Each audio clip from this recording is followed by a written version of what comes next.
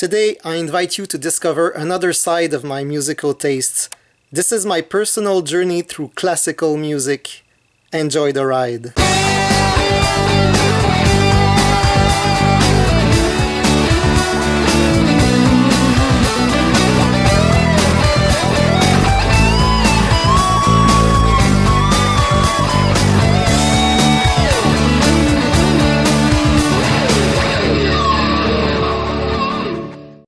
Hey friends, I hope this video finds you well. On and off, for over 2 decades now, I've been discovering with great enjoyment some of the major works by famous composers. As you know, my interest lies first and foremost in melodic rock, AOR mostly, a bit of classic rock, a bit of prog, 80s rock and pop, a touch of hair metal even, and so on. But classical music is a place I always seem to come back to. In fact, over the years, I found that it's a great way for me to establish a healthy balance in my music listening habits. I remember there was a whole year, I think it was 2002, when all I listened to was classical music and not a single album in any other genre. I recently watched a couple of excellent videos by our VC fellow Junior over at Comic Rhema, in which he brilliantly explained many interesting facts about Deutsche Grammophone's labels and jackets. After I commented on one of those videos, Junior said he was interested in seeing some of the items in my classical music collection. So this video is dedicated to him. And like I said to him, the vast majority of my classical music items are in the CD format. Initially, when my budget was even more limited than it is right now, a great way that I found was to go to my library and rent CDs. I used to burn a copy of most of them. I also had a colleague who was very knowledgeable, and we had this arrangement where he would lend me each week a different edition of a series of booklets called Au cœur du classique. That was a wonderful resource to get some context and biographical information. One day at a music store, I picked up this free catalog about a budget series called Eloquence by Universal Music. That's when I started having fun collecting them. And what I liked about the Eloquence series, apart from the very low price, was the fact that it was a collaboration between 3 highly reliable labels, namely Deutsche Grammophon, Decca, and Philips Classic. Eloquence was using legendary recordings by renowned performers, which was a major selling point for me. Eloquence was also a vehicle for a new remastering technology called Ambient Surround Imaging, or AMSI. They claimed that this technology offered improved presence and transparency of sound, more brilliance, and a stereophonically refined field of sound, creating an almost live musical experience. The thing is, for optimal performance, this series is to be played on surround sound systems, which I never had. In any case, Eloquence was a very fun way for me to get familiar with classical music at the time. Prior to that, during my very first days of my first employment in downtown Montreal in 1998, I remember making a quick visit to HMV during lunchtime, going directly to the classical music section and asking an employee there to make suggestions for my very first 2 classical music CDs in my collection. The first one he came up with is this one.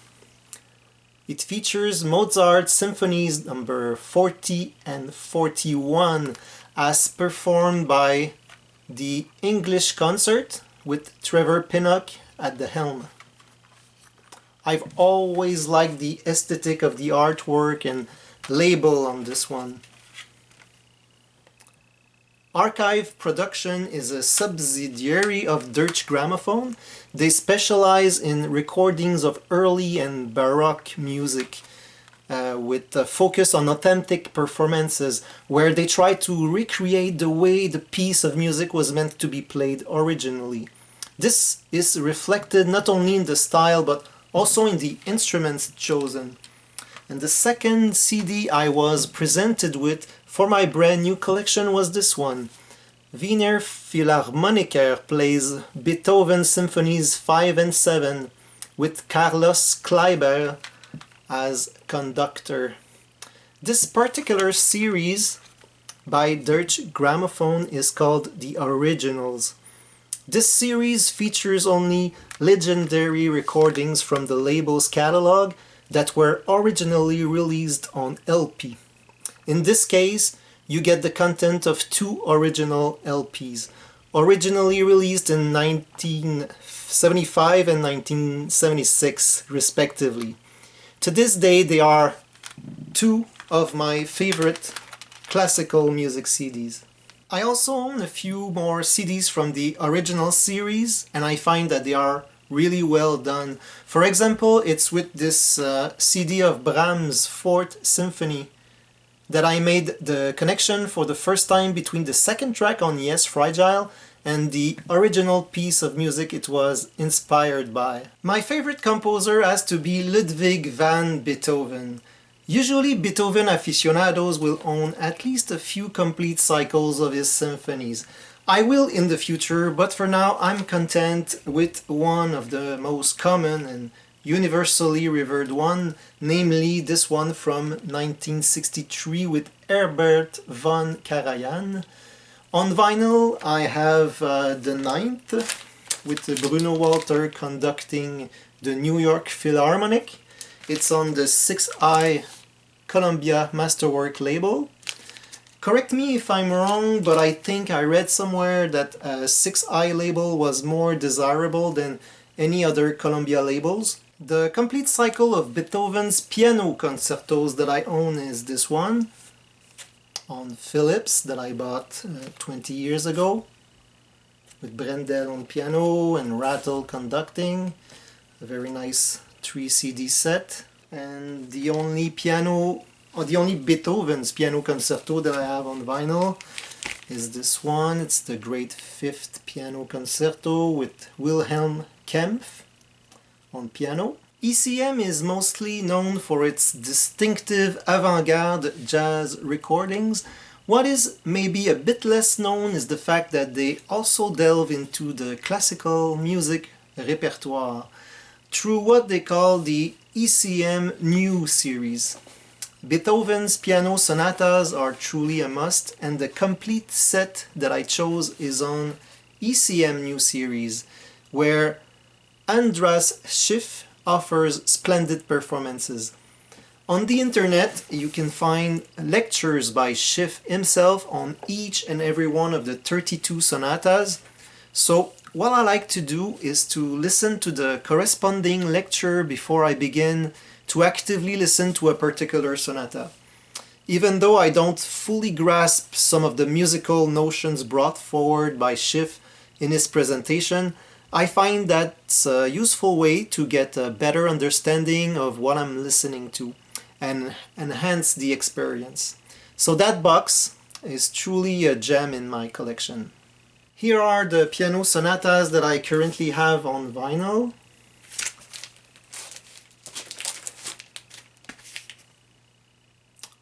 Very iconic. And another fine piece is that nice Deutsche Grammophon box for Beethoven's Missa Solemnis.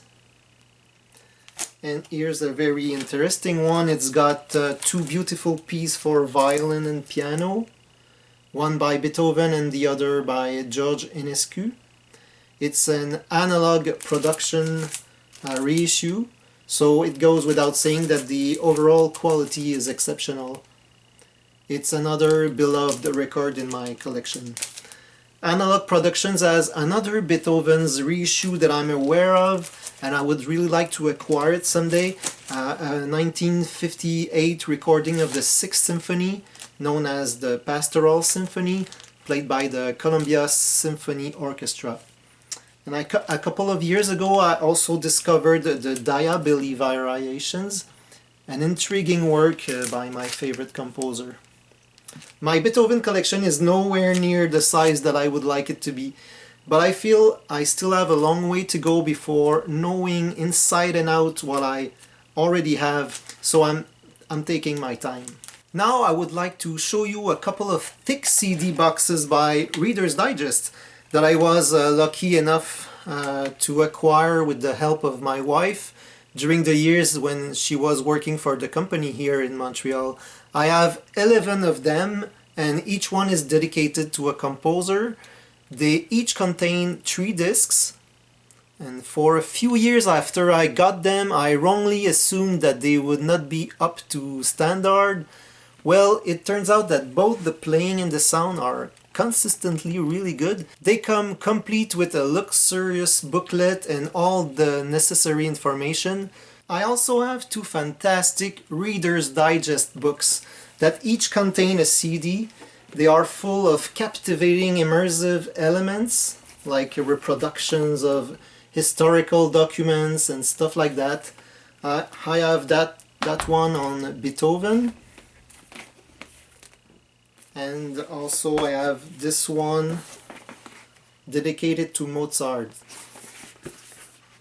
I have many other classical music CDs that are important to me, in particular box sets. This one made me discover Tchaikovsky and is one of the greatest achievements by my city's orchestra, l'Orchestre Symphonique de Montréal. And talking about more local stuff, here is a great current talent who comes from Montreal. His name is Charles Richard Hamelin. He won prizes and recorded several albums. He's a master of Chopin, and this disc is on Analecta, which is the largest classical music label in Canada. And back to box sets, one of the latest ones that I added to my collection is this super awesome box called the Decca Sound. It contains 50 CDs, and I'm still in the process of listening to them all in sequence. My next one on the list is number 40. This set is truly magnificent. The content is varied, and each disc has one complete classic Decca LP and lots of bonus material. There are more items that I would like to show you, but that was a quick overview of my classical music world, which is another one of my passions beside rock. I often go back to that world when I need a break from other types of music.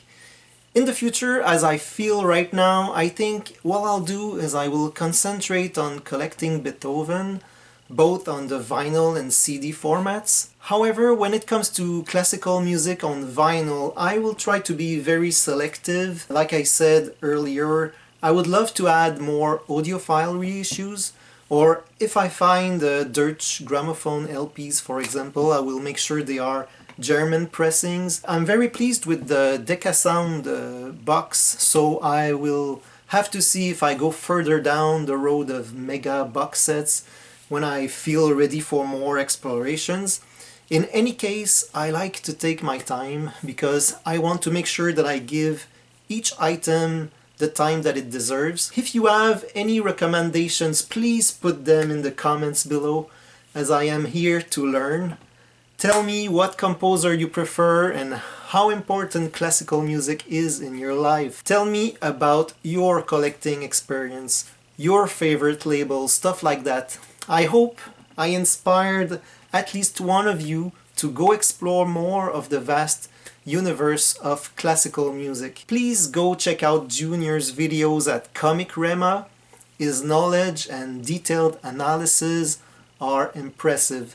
Thank you, and I'll see you in the next one.